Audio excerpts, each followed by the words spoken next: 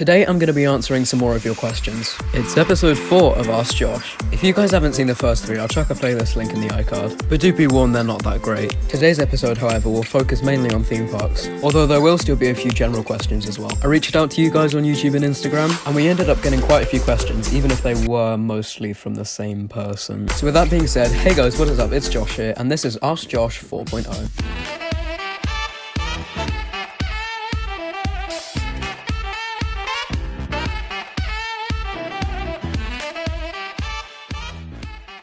First question is, what are my mum and dad's favourite roller coasters? And I can't answer that, so I suppose I'm just going to have to ask them. My favourite roller coaster is this one.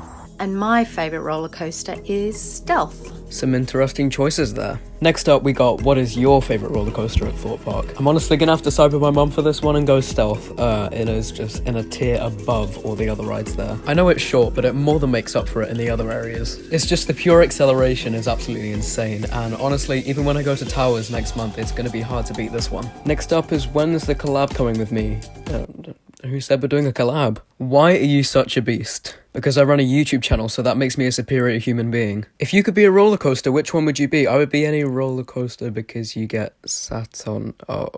In all seriousness, it will probably be Rita just because it's unpopular, so not a lot of people would want to ride. Do you prefer water rides or rides that you don't get wet on? I don't have anything against water rides, but if you're telling me to compare coasters and flats to water rides, there's a clear winner for the coasters. Alright, that's all the good ones from YouTube, now moving over to Instagram. First question is, what is my favourite sound in Thorpe Park? It's a tough one, there are a lot that I like, but I'm gonna have to go with the WWTP radio chime. WWTP radio! I have a couple other contenders, such as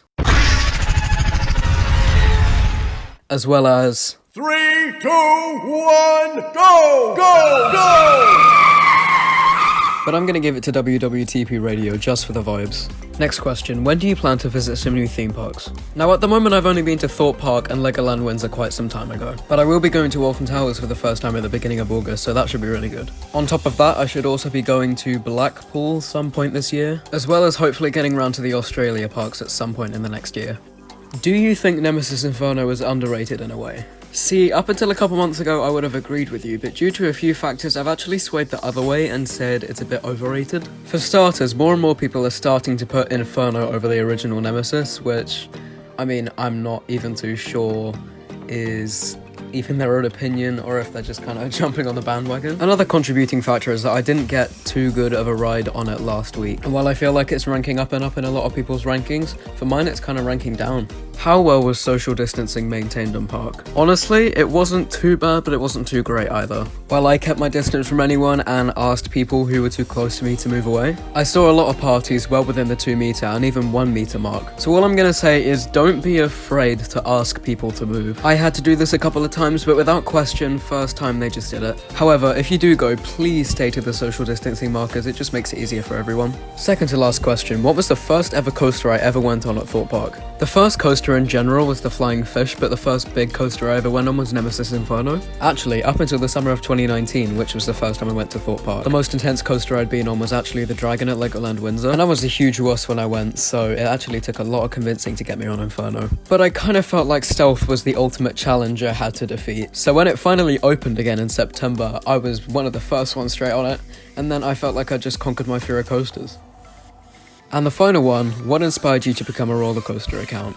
I feel like I didn't really know what else to do in terms of content and that I was kind of reusing the same ideas over and over again. What I'm trying to say is that with the theme park videos, I'm trying to target a specific audience, but with my old content, I wasn't really targeting any particular audience. Long story short, I wasn't really going to grow if I continued doing what I was doing.